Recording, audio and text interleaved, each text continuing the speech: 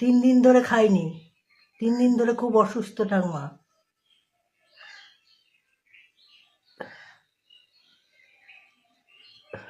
এখন পর্যন্ত চাও খাওনি তো? 3 দিন ধরে কিছু চা বানাতে পারছি না। 3 দিন ধরে চা মা কিচ্ছু বানাতে পারছে না, 3 দিন ধরে কিছু খায়নি, শুধু শুয়ে রয়েছে, এতটাই অসুস্থ, এতটাই অসুস্থ। বাবা তুমি যদি একবার দেখতে চাও এসে দেখতে পারো, ঠাকুমার খুব শরীরটা খারাপ তো।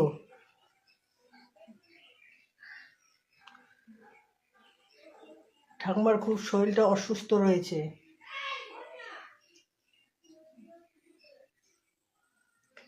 এখানে চারি সাইডের লোকজনও তো দেখতে আসে না তোমাকে।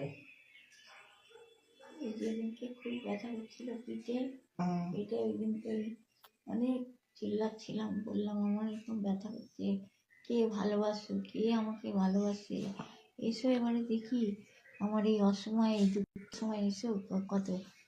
তখন কেউই শুনছিল না, সেই দুপুর থেকে রাত পর্যন্ত আবার যিশু যিশু করে চিল্লালাম, অনেকক্ষণ ধরে যিশু যিশু করে চিল্লালাম, যন্ত্র সহ্য করা যাচ্ছে না তোমাকে।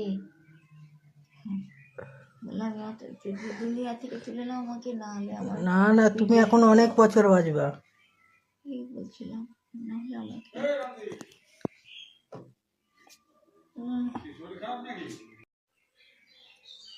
হ্যালো বাবা, এই যে আমি এখন রানু ঠাকুমার বাড়ি আছি। রানু ঠাকুমার খুব শরীর অসুস্থ রয়েছে, এই যে খুবই অসুস্থ অসুস্থ রয়েছে।